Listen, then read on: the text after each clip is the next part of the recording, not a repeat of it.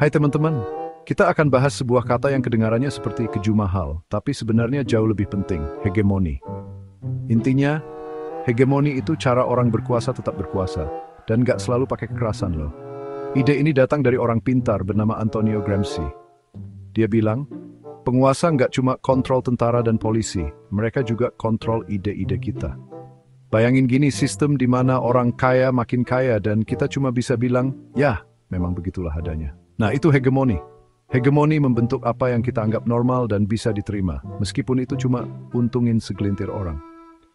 Gramsci bilang, kekuasaan sejati bukan cuma soal paksaan, tapi bikin orang percaya sama sistem yang bikin mereka tertindas. Bikin status quo terkesan alami, nggak bisa dihindari, bahkan diinginkan. Gimana caranya mereka melakukan ini? Bukan sihir, tapi licik. Dominasi lewat hegemoni bergantung pada kontrol narasi.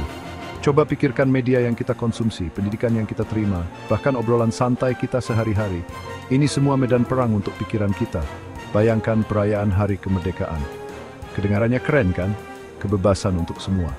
Tapi gimana kalau kemerdekaan ini sebenarnya menguntungkan perusahaan besar dengan melonggarkan aturan dan melemahkan perlindungan pekerja?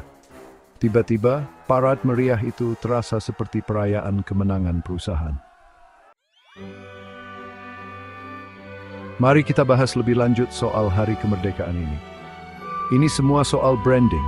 Seperti air minum kemasan yang ngakunya segar dari pegunungan padahal dibotolkan di pabrik pinggiran Jakarta.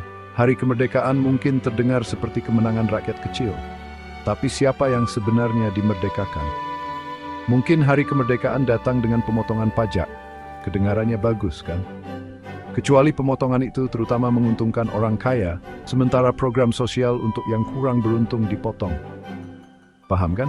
Ini soal mendandani kebijakan yang menguntungkan elit dengan bahasa kebebasan dan kesempatan untuk semua. Sekarang, hegemoni ekonomi masih ada di mana-mana. Kita lihat bagaimana kebijakan ekonomi tertentu disajikan sebagai hal yang masuk akal, padahal menyebabkan ketidaksetaraan yang lebih besar. Kita lihat bagaimana perusahaan besar memengaruhi sistem politik kita dan membentuk narasi seputar globalisasi dan perdagangan bebas. Kesimpulannya, teman-teman, kita harus berpikir kritis. Jangan langsung terima begitu saja cerita yang kita dengar. Pertanyakan narasinya. Tantang hal-hal yang dianggap masuk akal.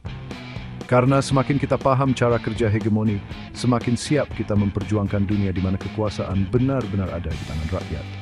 Dan itulah Hari Kemerdekaan yang pantas dirayakan.